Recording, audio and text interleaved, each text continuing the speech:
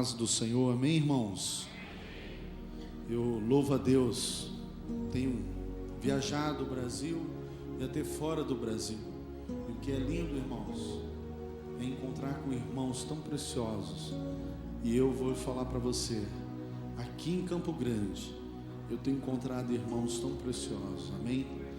Vocês têm sido bênçãos na nossa vida. Sabemos que Deus nos dá graça, de aprendermos uns com os outros. E da mesma forma que eu estou aqui servindo e passando aquilo que Deus tem nos dado, eu também estou recebendo muito de vocês, amém? Por isso eu quero falar para você que está debaixo do som da minha voz. Você é um grande exemplo para mim. Glória a Deus. Eu sei que nós vamos aprender muito juntos, uns com os outros.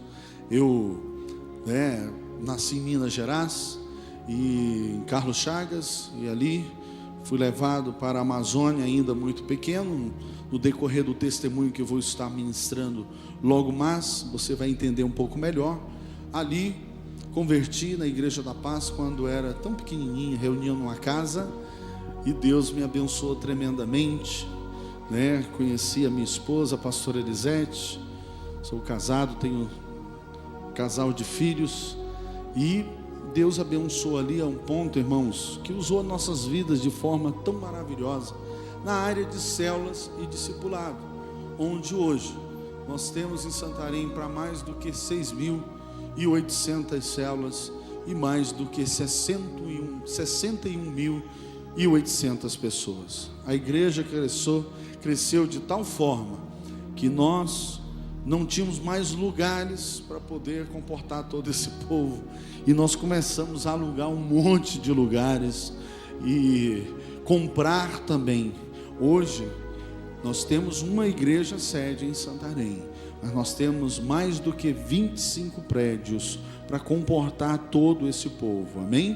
E estamos construindo agora uma catedral, aonde por culto nós vamos realmente ter congregando por culto 10.850 pessoas, e nós queremos ter 12 cultos para a glória de Jesus, amém? Então Deus tem usado as nossas vidas ali. Deixamos um projeto ali para 120.000 pessoas e fomos então iniciar o trabalho de Fortaleza. E ali no Ceará, em Fortaleza, em 5 anos de trabalho, já foram fundadas mais do que 37 igrejas, aonde só a sede já está ultrapassando mais do que 4.000 pessoas.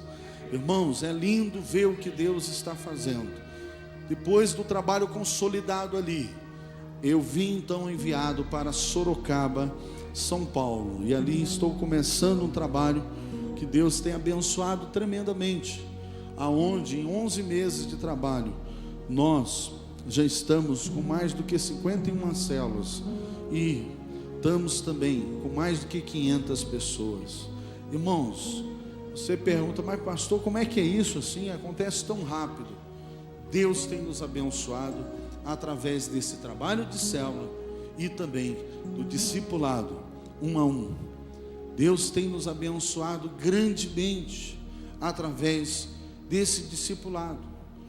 E eu quero falar um pouco hoje sobre o meu testemunho de vida e a importância que o discipulado, teve na minha vida.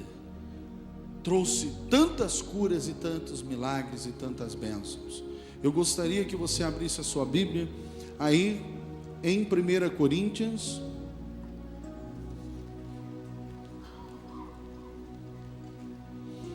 no capítulo 1,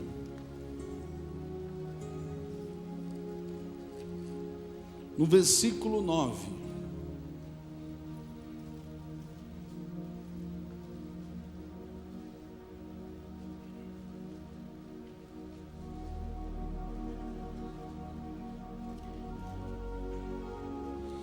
Olha o que diz a palavra de Deus. A palavra de Deus diz: fiel é Deus. Diga comigo assim: fiel é Deus. A palavra do Senhor continua então falando: o qual os chamou à comunhão com seu Filho Jesus Cristo, nosso Senhor. A palavra de Deus diz, irmãos, que só há um que é fiel. Quem é essa pessoa? Deus. Ele diz que Ele é fiel para com cada um que foi chamado. Quantos aqui foram chamados por Deus? Levante sua mão. Graças a Deus. Amado, a palavra do Senhor diz que Ele te chamou. E não importa a situação que você está vivendo nesse momento, não importa qual for a tua luta, o Senhor diz que Ele é fiel, que Ele estará com você aonde você estiver. Não importa se você estiver no mais profundo abismo, lá estará a destra do Senhor, e a sua mão poderosa vai te abençoar e vai tirar de lá, em nome de Jesus. Aleluias. A palavra diz que Ele é fiel, e Ele é fiel mesmo. Sabe, irmãos, como Deus tem provado a fidelidade dEle na minha vida. Nasci num lar totalmente destruído, um lar onde a minha avó era uma bruxa, irmãos, uma macumbeira, irmãos. Olha o nome, macumbeira. Se fosse pelo menos assim, bocumbeira, né? Já tinha, melhorava, né? Mas é macumbeira. A minha avó fazia um trabalho aqui, o mal acontecia ali. Quantos lares foram prejudicados, quantos casais foram separados por causa daqueles trabalhos. O meu avô, de uma organização do qual eu fui orientado pelos meus amigos advogados e irmãos queridos, a não falar o nome, mas o meu avô atingiu o grau máximo dessa organização, a um ponto dele receber das próprias mãos de Satanás riquezas. Ele se tornou muito rico, irmão, em toda a região de Teixeira de Freitas, Bahia, e Carlos Chagas, Minas Gerais, dono de tantas fazendas, de tantos prédios, condomínios, redes de restaurantes. Mas olha, irmãos, Satanás, quando dá algo para alguém, cedo ou tarde, ele vem pedir a paga, ele vem cobrar o que a pessoa deve. E Satanás chegou ao meu avô e falou: te dei tudo o que você quis, tudo que você me pediu, agora você tem que me dar o que você me deve. E Satanás então pediu um descendente, um varão, um homem para ser sacrificado, ou para se colocar na linhagem e ser o sucessor do meu avô. Amados, meu pai estava com eles, e o meu avô não podia mais gerar filhos, descendentes. Ele então falou para o meu pai: você vai gerar esse descendente. E montaram os três um projeto maligno. E o meu pai saiu então de Carlos Chagas, Minas Gerais, para o estado de São Paulo. E na cidade ali de Piraju, conheceu a minha mãe e casou-se com ela, e levou ela de São Paulo para Carlos Chagas, ela sem saber de nada. E ali começou aquele projeto maligno, aonde a minha mãe logo ficou grávida. Então eles contrataram parteiras, porque aquela criança não podia ter conhecimento nenhum de existência. E o parto teve que ser feito na nossa própria casa, muito grande, casa muito boa. Mas olha, irmãos, não era um hospital. E por algumas complicações, e por não levar a minha mãe ao hospital, nasceu a minha irmã tetraplégica. Sofre até hoje em um centro de reabilitação na cidade de Jaci, ao lado de São José do Rio Preto. Irmãos, no ano seguinte a minha mãe ficou grávida novamente. Foi quando eu nasci. Aos 6 meses de idade, eles pegaram, trancaram a minha mãe em um dos quartos daquela casa tão grande.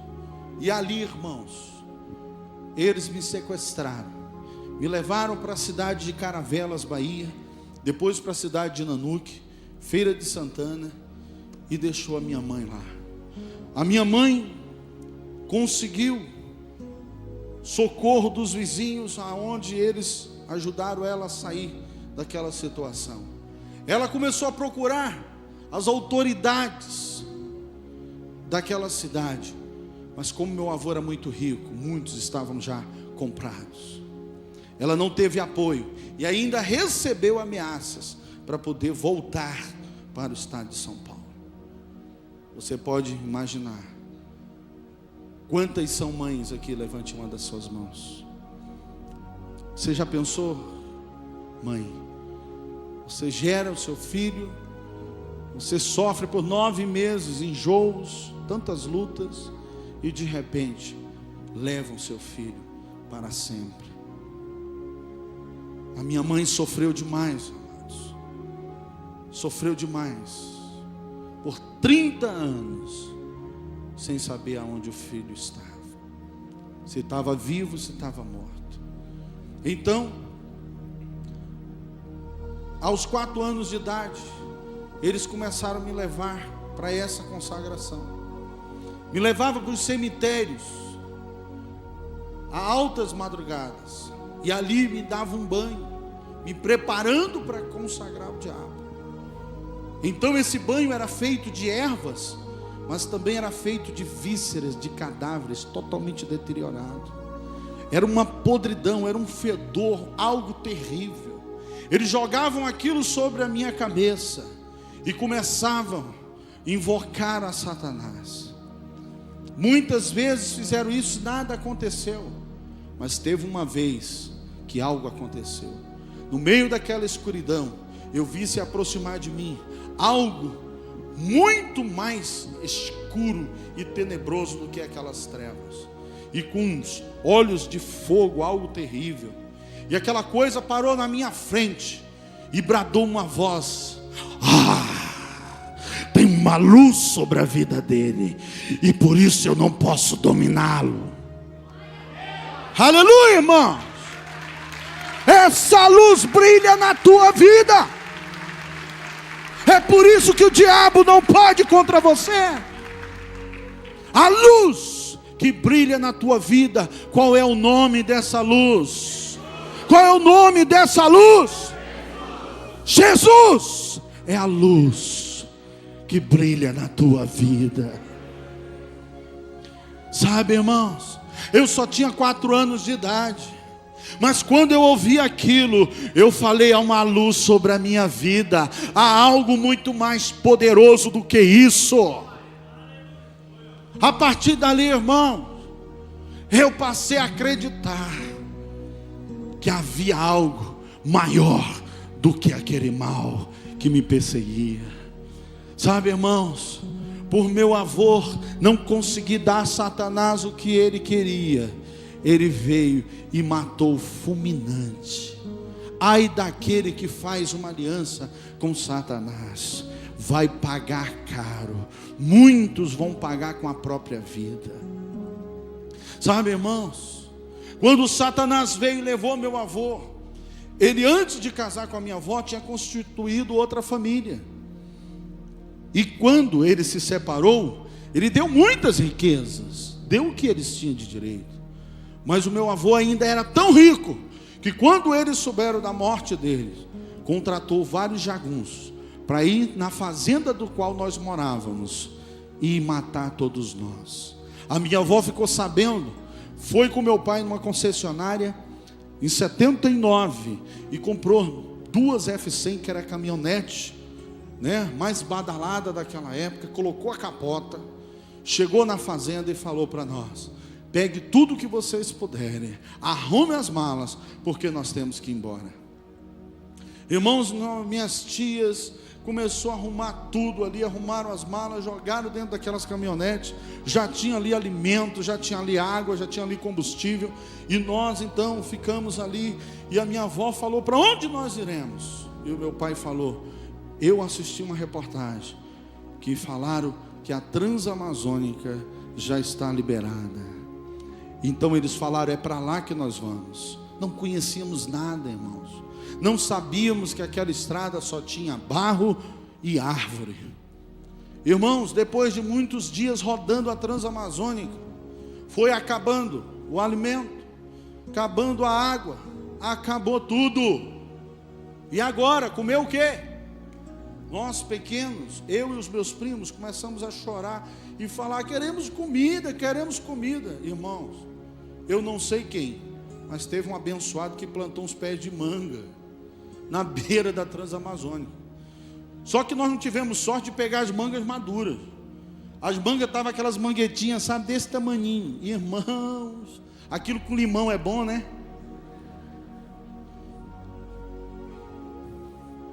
Ah, com sal, vocês estão ligados, né?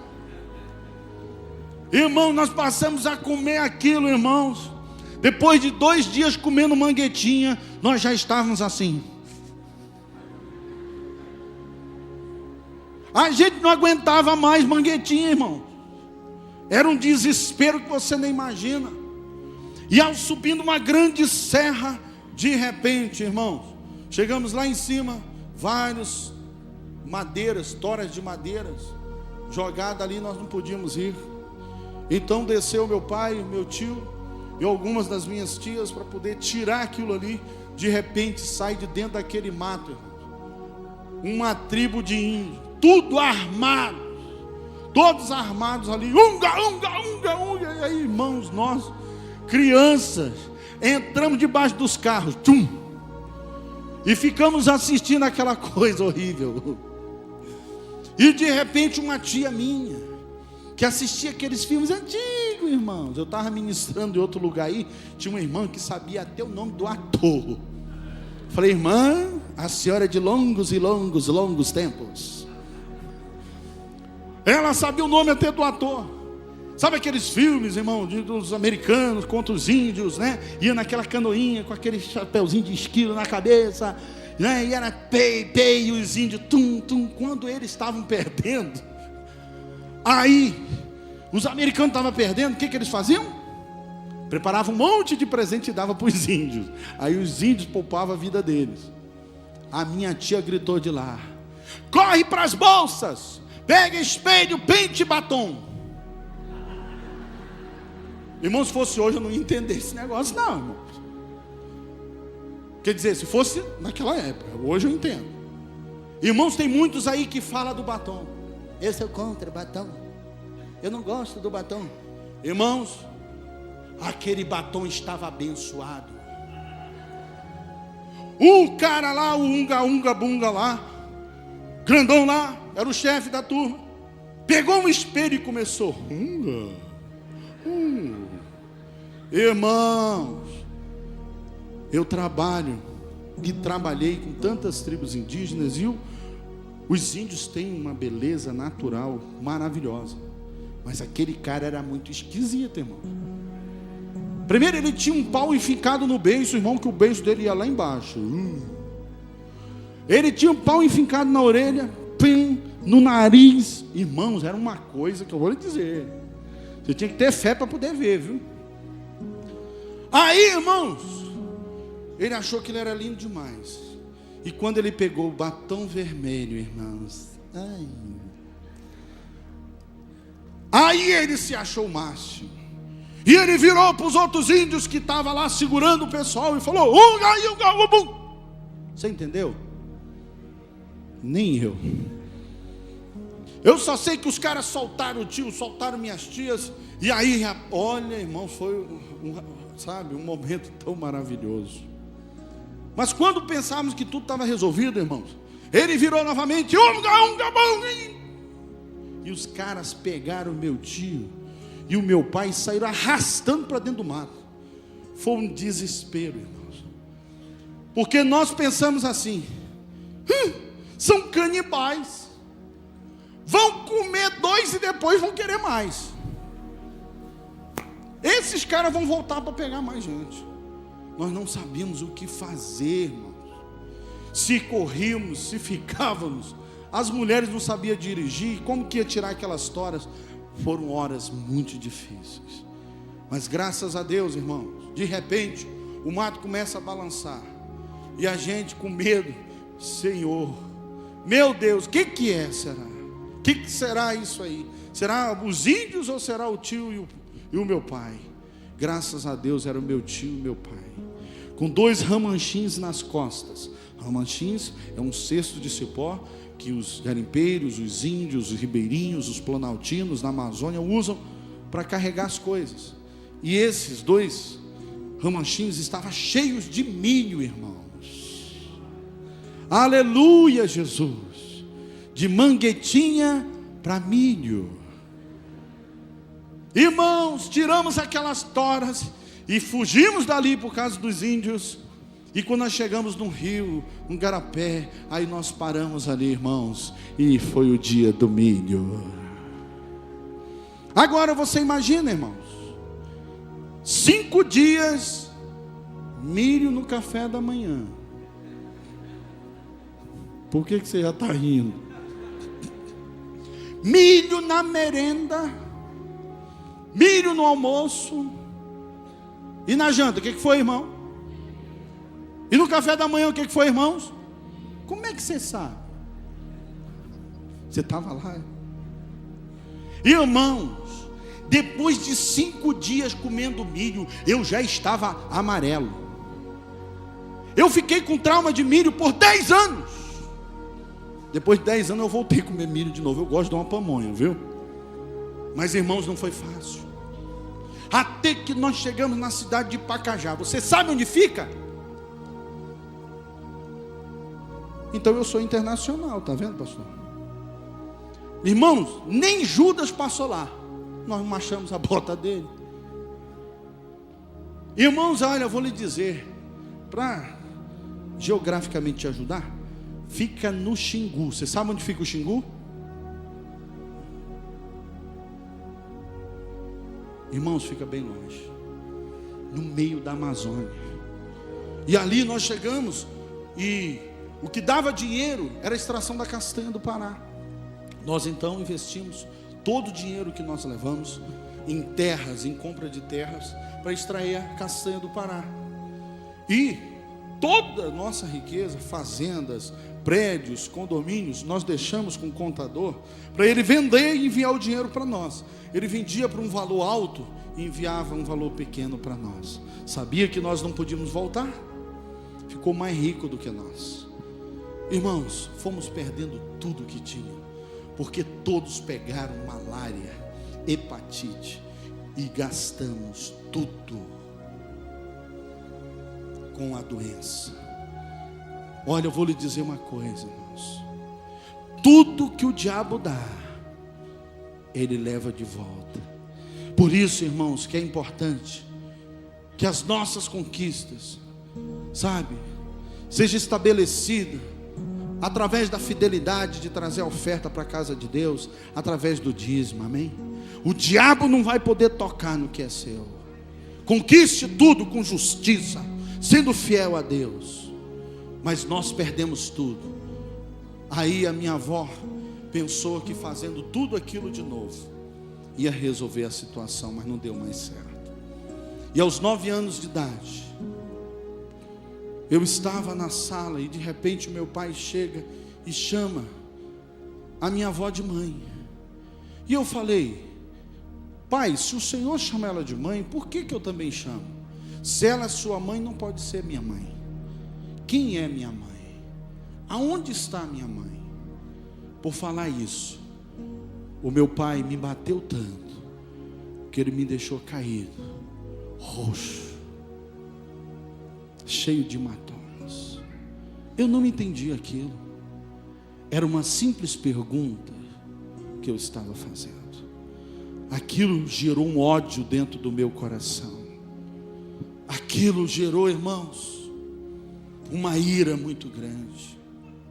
E eu comecei a ficar por detrás das portas e ouvindo as conversas deles. Até que um dia eu ouvi o meu pai falar para minha avó: toda vez que eu olho para esse menino, é como se o passado se colocasse na minha frente. E eu fico muito mal. Aquilo me entristeceu muito e me levou a pensar: eles são muito ruins. Com certeza, deve ter matado a minha mãe. Aquilo foi crescendo dentro de mim, até que os 14 anos de idade, ele já casado com outra mulher, junto com outra mulher, chamada Luciene. Ele foi para um bar, jogar bilhar, e a Luciene falou: Elvis, vá lá chamar seu pai, que eu preciso conversar com ele. E ela falou isso para mim, eu peguei e fui. Cheguei lá, eu falei: pai, a Luciene quer falar com o senhor. Ele falou: já estou indo. Voltei para casa. Ele não foi. Ela falou: vá lá chamar seu pai de novo, eu preciso muito falar com ele. E eu fui, irmãos. Quando eu cheguei lá, eu falei: pai, a Luciene precisa muito falar com o senhor. E ele então falou: eu já disse que eu já vou. Ele estava com um taco de moracatiária na mão, jogando. Moracatiária, irmãos, é uma das madeiras mais duras do mundo e a mais dura do Brasil. Ele conseguiu quebrar aquele taco nas minhas costas, amontoou 2 costelas. Eu caí no chão, gritando de dor.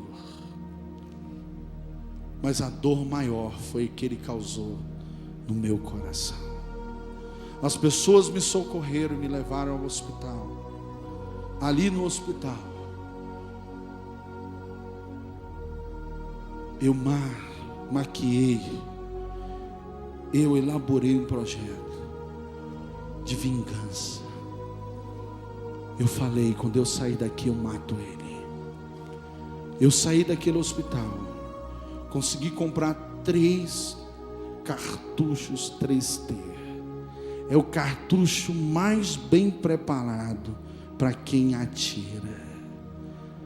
Eu peguei a própria 20 dele, fui para um terreno baldio, aonde eu sabia que ele passava toda tarde, e eu esperei ele lá. Ele não passou. Eu falei: eu perdi hoje, mas amanhã ele não escapa. Eu fui no outro dia, irmãos, ele também não passou. Deus me chamou para salvar vidas, não para tirá-las. Sabe, irmãos, eu procurei um amigo meu que trabalhava no garimpo, e eu falei isso, e ele falou: olha, antes que você cometa essa loucura, vem comigo para o garimpo. Eu falei: eu vou mesmo. O garimpo é um lugar sem lei, o mais duro que sobrevive. Irmãos, eu fui para o garimpo, mas aquela dor, aquela decepção, aquela sede de vingança não saía de dentro de mim. Eu trabalhava a semana toda, mas quando era o domingo, eu pegava caixas e caixas de bala. Eu tinha várias armas, e eu ia para um terreno que eu tinha lá, e eu começava a atirar. Irmãos, fiquei muito bom no tiro, e eu fazia muita academia, eu era muito forte, e eu fazia tudo isso por sede de vingança. E eu tive algumas brigas muito sérias naquela região, e eu passei a ficar muito temido naquela região, e eu andava muito bem armado, até que um dos líderes daquele garimpo, muito forte, chegou para mim e falou: Elvis, eu sei que você resolve o que eu estou precisando. Eu preciso tirar dessa terra 3 homens, e eu quero que você tire para mim. Quanto que você quer? Eu falei: eu quero 1 quilo de ouro por cabeça. Fechei o negócio com ele. Quando eu estava me preparando para matar essas 3 pessoas, eu peguei uma malária tão forte que tiveram que me levar para Itaituba muito rápido.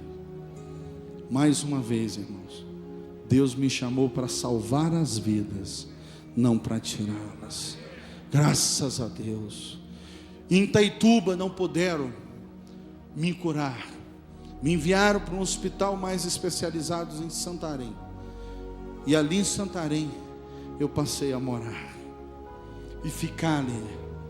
Irmãos, bebia desde os 11 anos de idade aos 20 anos de idade. comecei a ter uns problemas renais.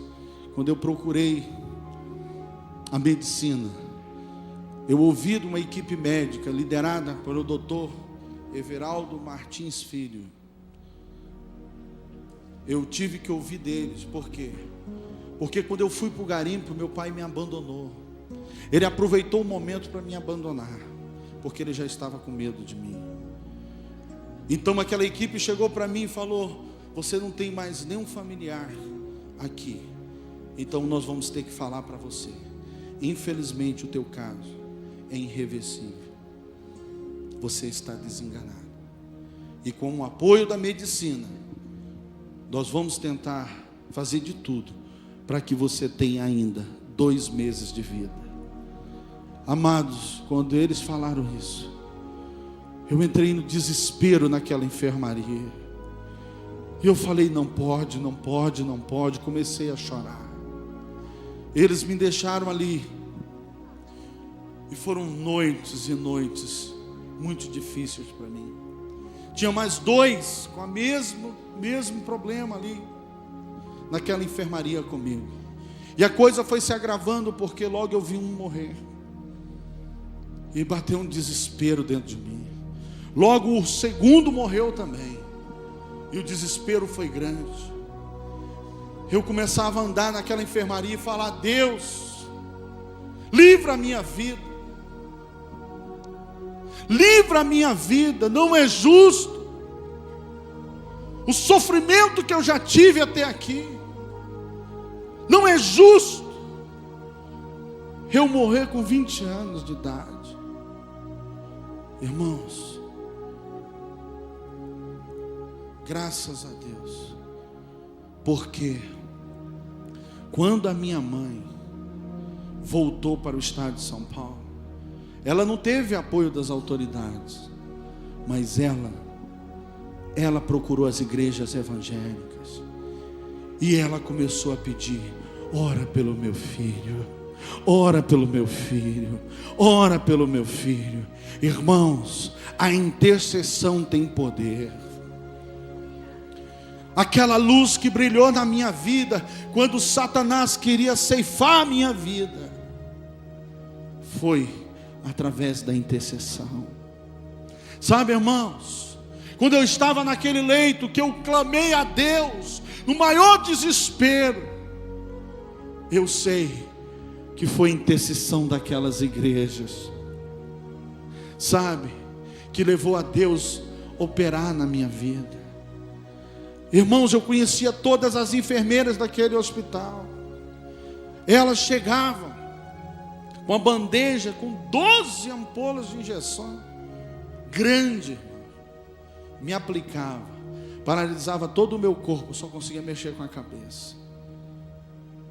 Irmãos, chegou uma mulher bem diferente, cheia de trancinha. Eu falei: mas essa daí é nova aqui, eu não conheço ela não, só comigo. Ela chegou, parou na frente do meu leito, olhou para mim, baixou a cabeça, começou a preparar o material. Eu falei: Irmãos, depois que ela me aplicou, acho que foi o Senhor mesmo que falou para ela: olha, aplica, porque senão ele vai correr atrás de ti. Ela me aplicou as injeções, irmãos. Eu estava ali, sabe, só mexeu com a cabeça. Ela apontou o dedo para mim e falou: você só está aí porque você quer, porque no dia que você entregar a sua vida a Jesus, o Espírito de Deus vai entrar na tua vida e vai te encher com seu poder. Ai, irmãos, quando aquela mulher falou isso, eu falei: ah, não, que é isso? Já não basta o sofrimento na minha vida, ainda vem uma crente apontar o dedo na minha cara e falar umas coisas dessas. Olha, como o paraense fala: olha já. Irmãos, como pode? A palavra do Senhor diz: pobre, cego e nu, tira a tua máscara. Está ali, descendo o vale da morte, e ainda quer dar uma de bonzão. Quantas pessoas, irmãos, que já está aí, morrendo aos poucos, mas ainda deixa o ego falar mais alto, o orgulho, tira a máscara. Deixa Deus operar na sua vida, meu irmão. Olha, Deus só pode operar na nossa vida quando nós tiramos a máscara e falamos: eu sou Jacó. Sabe, irmãos, que ignorância minha, mas as palavras daquela mulher entrou na minha mente, no meu coração. E quando foi à tarde, irmãos, eu tentando dormir, quando eu ia tentando dormir, de repente eu lembrava das palavras da mulher. De noite, eu ia tentando dormir, a palavra daquela mulher vinha na minha mente. Irmãos, eu passei quase 2 dias sem dormir. Mas no segundo para o terceiro dia, eu falei: essas palavras têm poder. Às vezes você pensa, irmãos, que você tem que fazer um curso de teologia para poder pregar para alguém. Você só precisa falar para ela com fé: Jesus te ama e Ele vai mudar a tua vida. Só isso pode mudar a direção e a vida de alguém. Amém? Irmãos, eu comecei a acreditar naquelas palavras. Começou a melhorar o meu quadro. E a equipe médica chegava e falava: mas não pode, não pode, não pode. Eu comecei a ouvir aquilo, eu falei: esses caras estão querendo que eu morra, é?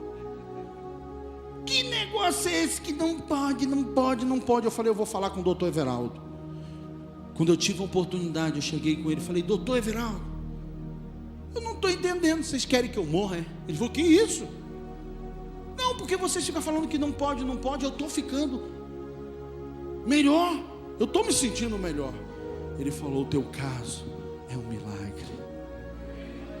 O teu caso é um milagre. Irmãos, com menos de 2 meses, eu recebi alta do hospital. Aleluia, glória a Deus. O Senhor restaurou os 2 rins que estava deteriorado. Me deu 2 rins novos. E já fazem 19 anos que eu estou pregando a palavra de Deus. Deus é fiel na minha vida e na sua. Não importa o mais profundo abismo que você tiver. Sabe, irmãos, meu pai, depois de ter me espancado, ele falou: a sua mãe já é morta. Sua mãe é morta. E a família que você tem é só eu e sua avó. Por 30 anos, irmãos, eu passei a acreditar nisso. Saí daquele hospital, mas antes de sair eu fui lá saber que enfermeira, quem era aquela enfermeira.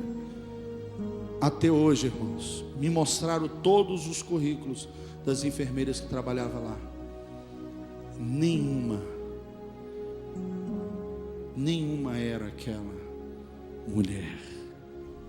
Até hoje eu não sei se era uma anja. Irmãos, eu só sei que eu saí daquele hospital decidido: eu quero é Deus. Irmãos, eu saí dali desesperado. Fui atrás do padre. Padre, eu tenho que fazer uma pergunta para o senhor, padre. Meu filho, eu vou começar a missa. Depois da missa você me procura, tá bom? Tá bom, padre. Irmãos, eu fiquei mirando o padre. Quando terminou a missa, eu já estava lá. Ele falou: meu filho, deixa eu pelo menos limpar aqui a taça e guardar. Tá bom, padre? Aí, irmãos, chegou o grande momento.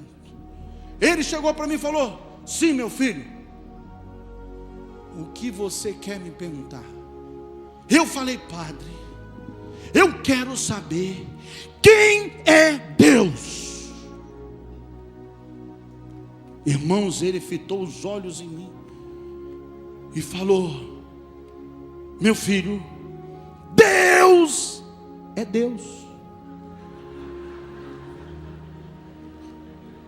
Que profundidade! Eu falei: padre, pelo amor de Deus,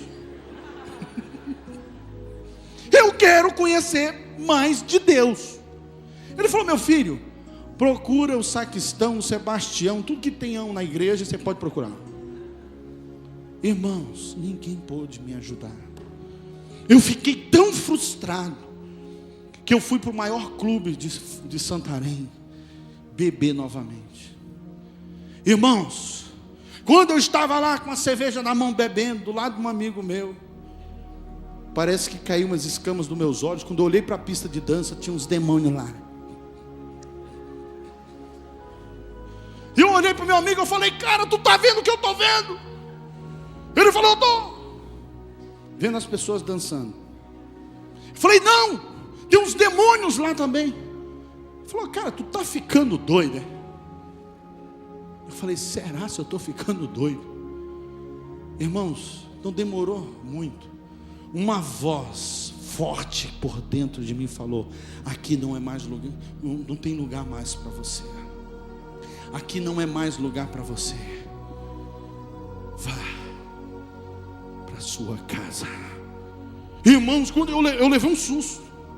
Falei: que é isso? Será que estou ficando doido mesmo? Eu olhei para o meu amigo e ia perguntar para ele. Aí eu falei: ele já falou que eu estou com cara de doido. Não vai adiantar. Fiquei lá ainda. A voz novamente falou: aqui não é mais lugar para você. Vai para casa.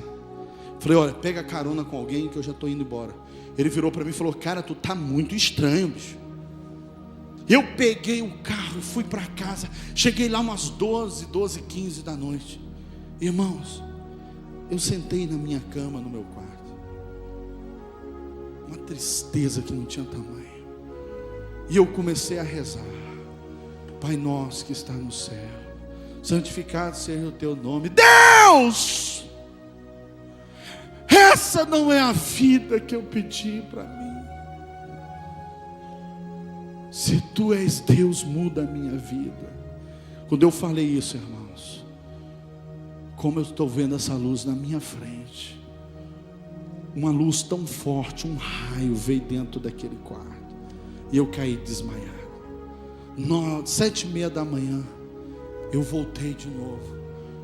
Eu acordei totalmente grogue. Fui à geladeira para pegar um copo com leite. Quando eu venho voltando, a voz fala para mim: sabe o teu cliente? Eu era representante comercial, Francisco Guedes. Vai lá e fala tudo para ele. Irmãos, eu já estava tão louco que eu falei: o que essa voz mandar eu fazer, eu vou fazer agora. Aí eu cheguei, tomei banho, me arrumei, eu vou lá. Quando eu chego lá, ele estava abrindo comércio. E ele falou: e aí, rapaz, tu vem me atender aí, rapaz? Já faz tempo que você não passa aqui. Eu falei: não vim te atender não, não vim vender para ti não. E o que você veio fazer aqui? Uma voz falou que era para mim vir aqui contigo. Ele falou: o quê? Uma voz. Ele falou: tudo bem, senta lá no escritório, vou terminar de abrir aqui, deixo com os funcionários, já estou indo lá. Irmãos, ele sentou na mesa e eu comecei a falar tudo o que estava acontecendo comigo. E eu perguntei para ele: você está entendendo? Ele falou: estou sim. Eu falei: encontrei um mais doido que eu. Rapaz, ele entendeu tudo. E ele então me convidou para ir para a igreja. A Igreja da Paz se reunia numa casa. Era ainda tão pequenininha, mas eu fui para o culto. Ele marcou comigo que ia estar lá. Não foi, irmão. Quando você convidar alguém para ir numa igreja evangélica, vá, porque senão a coisa vai pegar, irmãos. Eu cheguei lá todo descabriado. Quantos se acharam bem esquisito indo para a igreja evangélica pela primeira vez? Levante a mão.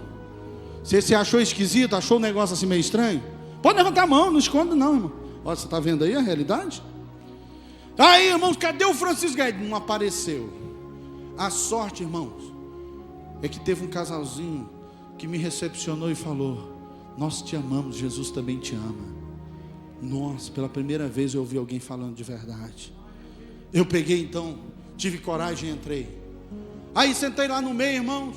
Começou o louvor: para a direita, para a esquerda, na minha frente, para trás. Eu falei: epa, esse negócio aqui é bom.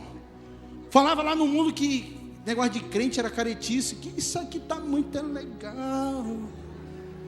Aí, irmãos, passa o louvor, começa a adoração. Sabe? Irmãos, na adoração, ó Deus, tu és o meu Deus forte, a minha fortaleza, minha alma tem sede de ti, Senhor. Irmãos, quando começou essa adoração, eu já estava tocando no pé do anjo. De repente, irmãos, lá no meio, surgiu uma voz: aleluia!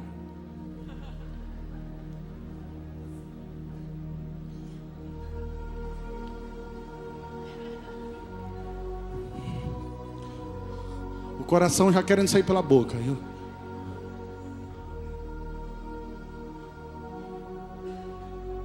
Oh Deus, tu és o meu. Aleluia!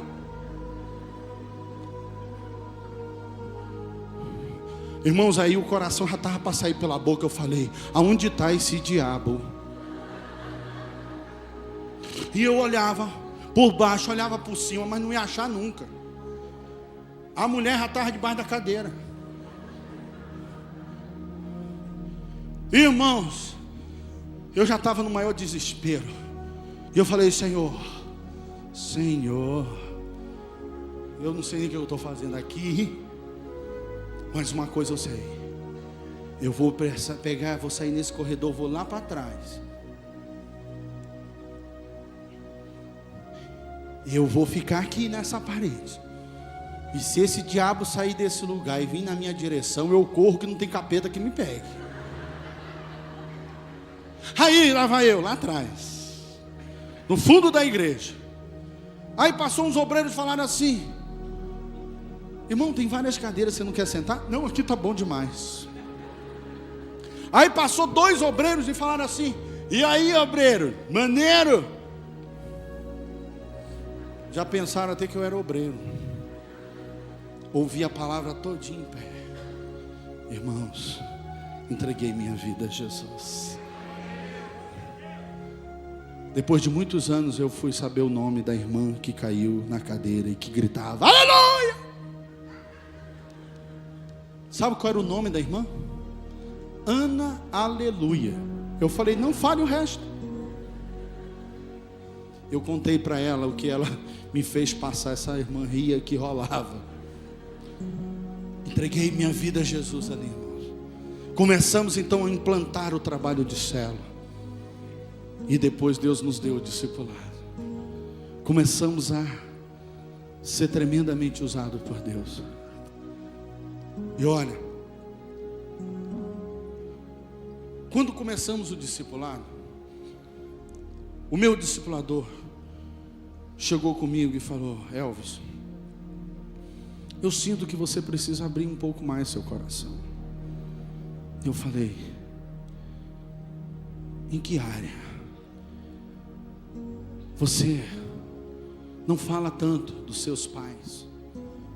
Eu falei: eu não gosto de falar disso, porque minha mãe já está morta e o meu pai foi um monstro. Ele falou: nós precisamos conversar mais sobre essa área. Você precisa abrir o teu coração. Até que eu tomei a decisão de um dia de abrir meu coração com ele. E ele falou: há uma ferida muito grande no teu interior. Eu falei: eu não me preocupo com essa ferida.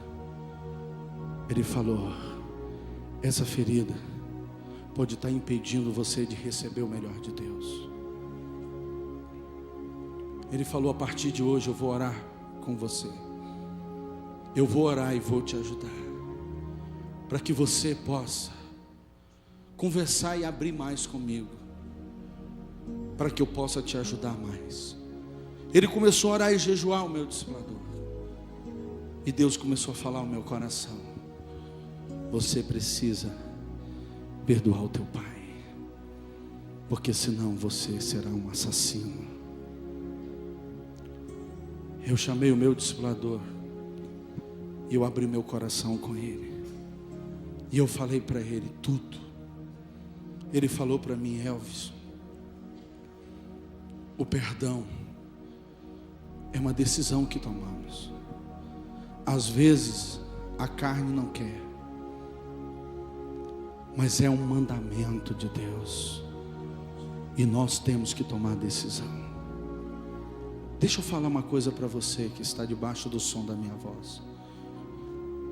Talvez alguém te causou uma ferida muito grande.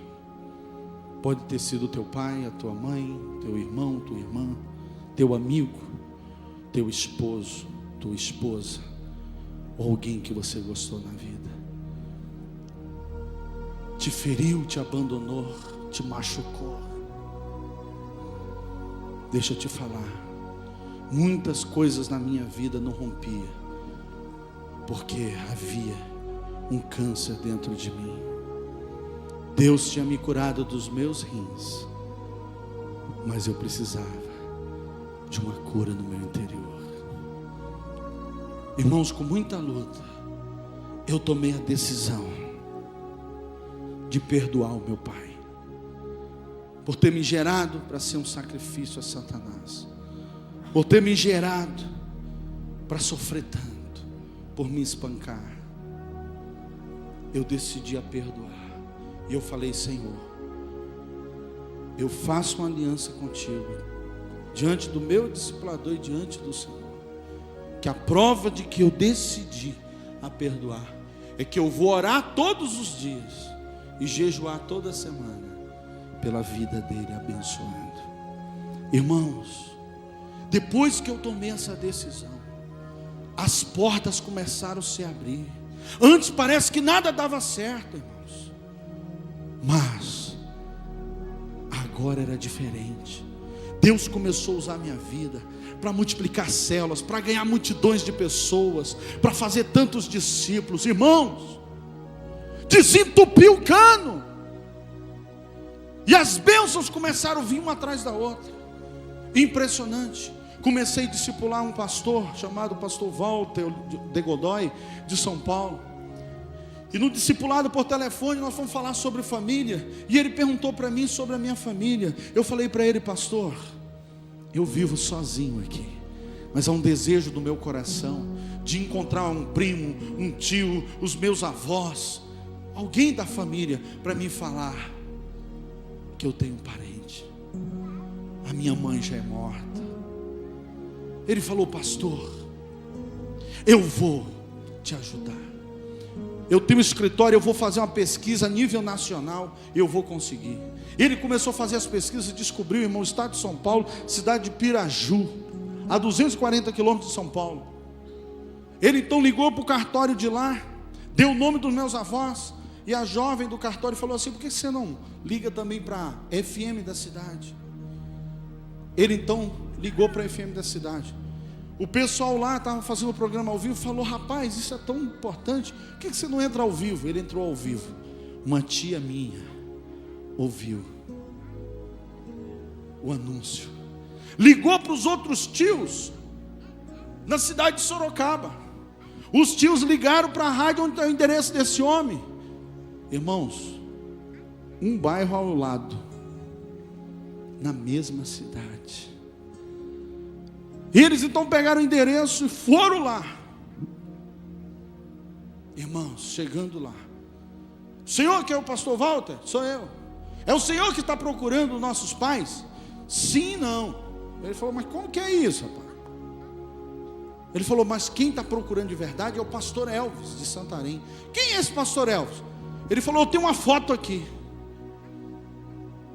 Quando ele pegou a foto e mostrou, irmão, uma mulher no meio daquele monte de gente começou a chorar e falar: Deus trouxe o meu filho de volta.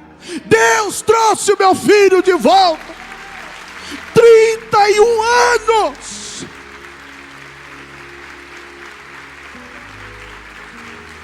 31 anos. A minha mãe sofreu tanto, irmãos. 31 anos. Eu sofri tanto, irmãos.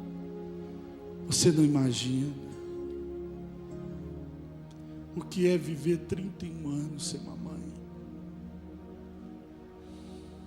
ser abandonado pelo pai.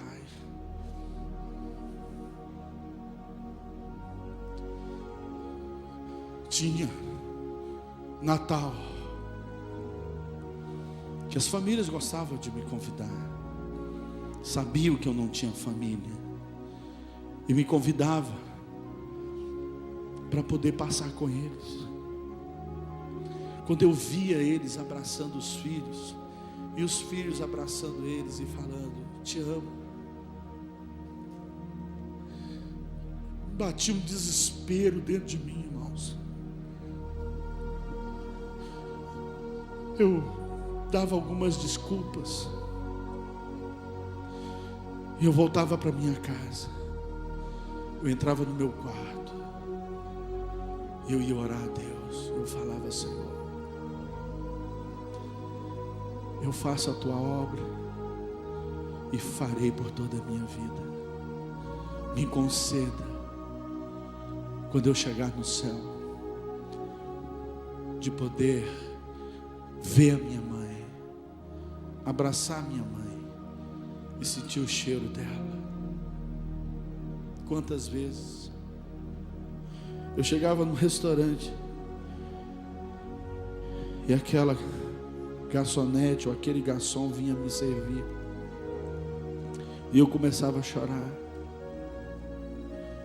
Eu gostaria tanto que a minha mãe pudesse fazer uma comida gostosa e me servir à mesa. Era muito difícil para mim. Irmãos, o pastor Walter olhou e falou: minha senhora, o pastor Elvis me falou que a mãe já é morta há mais de 30 anos.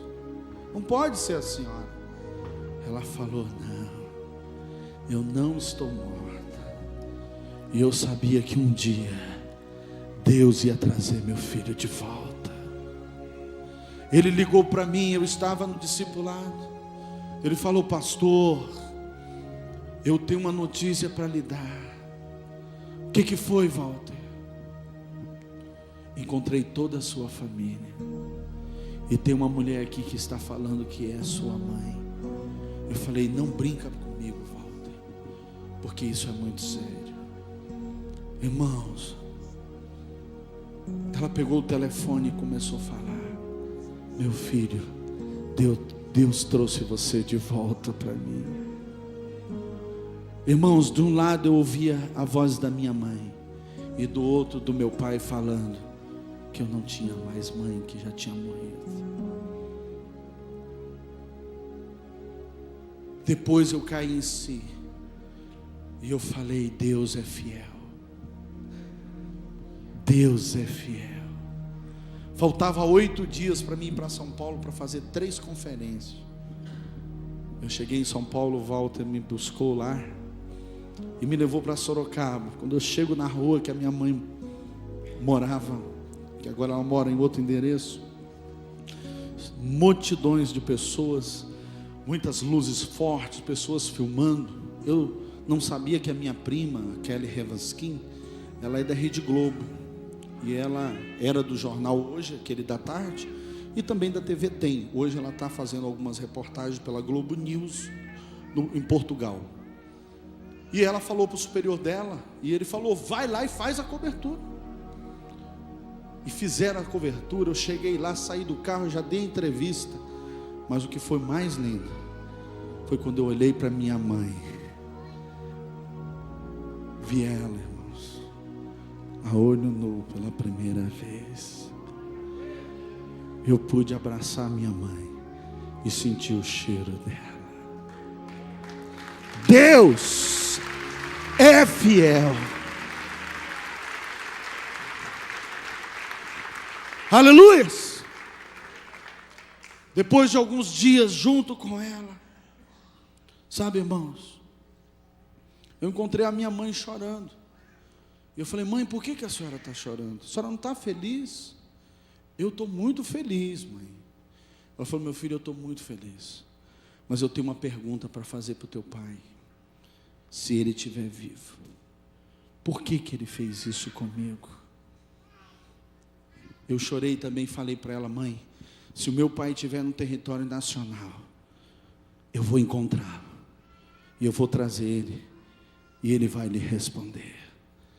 Irmãos, eu fui convidado para ministrar numa grande conferência em Belém do Pará, e no meio daquela multidão, o pastor pediu para mim contar meu testemunho, e eu contei meu testemunho, e havia ali um líder da justiça eleitoral, e ele foi tão tocado que ele falou: pastor, eu vou lhe ajudar, me dá o nome do seu pai, se ele estiver no território nacional eu encontro ele.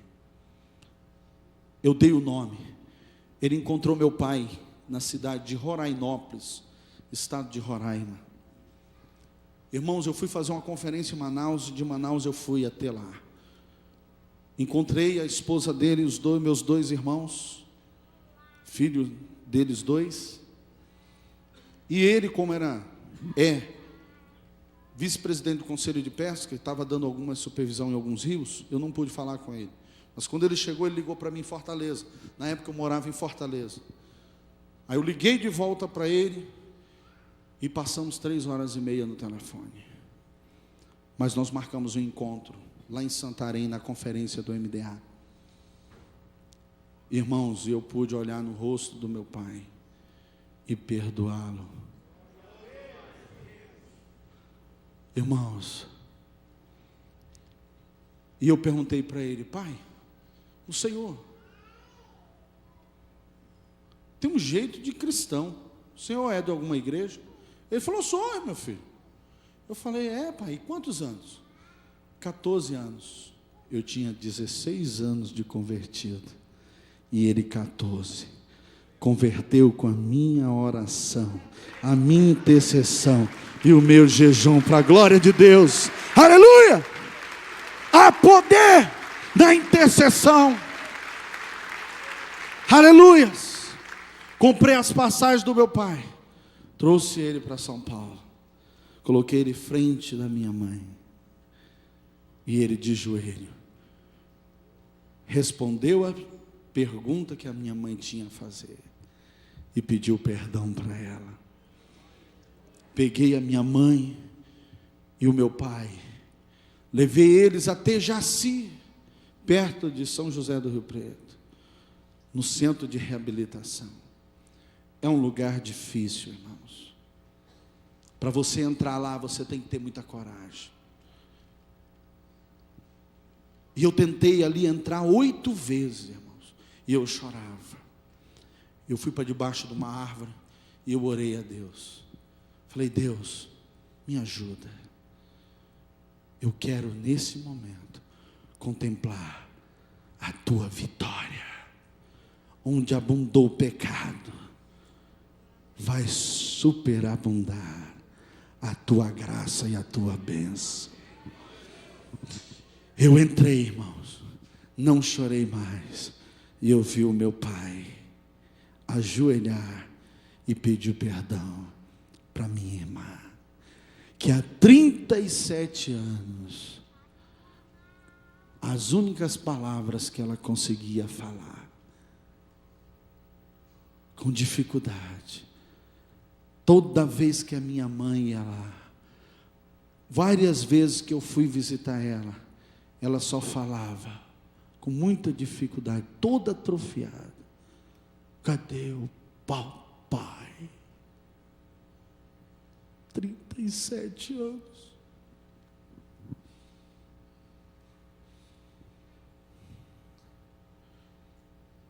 Meu pai ajoelhou à frente da minha irmã e falou: o papai está aqui.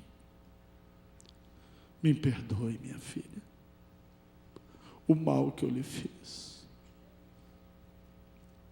Sabe, irmãos, o discipulado 1 a 1 me ensinou a valorizar as pessoas.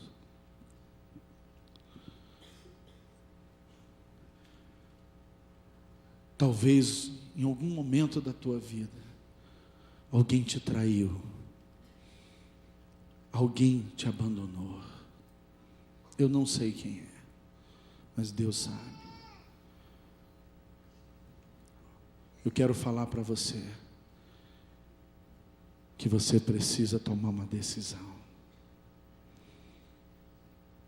A nossa carne não quer, o nosso eu não quer, mas perdão e amar é uma decisão que nós temos que tomar. E depois que eu tomei essa decisão, tudo mudou na minha vida, ao ponto que Deus restaurou o meu lar. Eu ganhei a minha mãe para Jesus e ganhei meu pai para Jesus. A minha família hoje serve ao Senhor. Vamos colocar em pé e dar uma forte salva de palmas ao Senhor.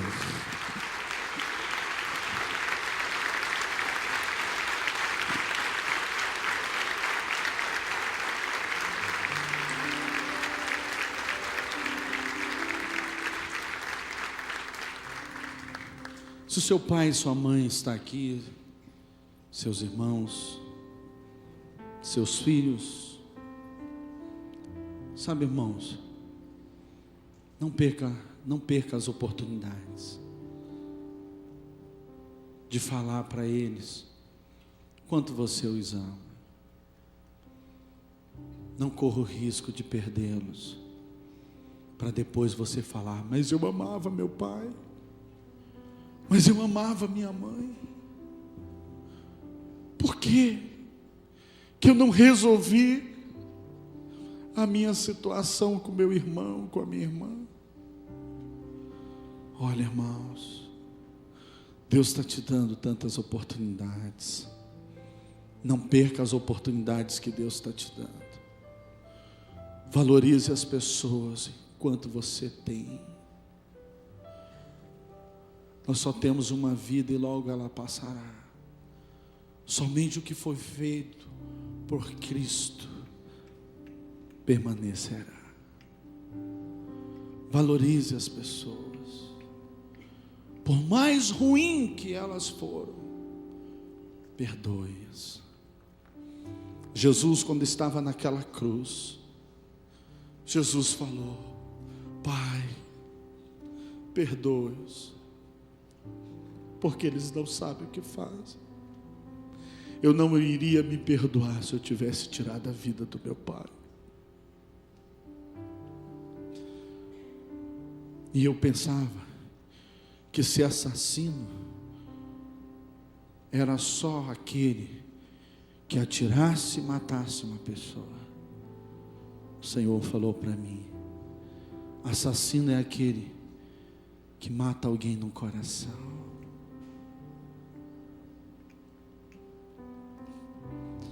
Pastor Gilson vai orar por você e te abençoar. A mensagem que o Senhor pediu para me falar ao teu coração está em tuas mãos. Tome a sua decisão, amém? Amém.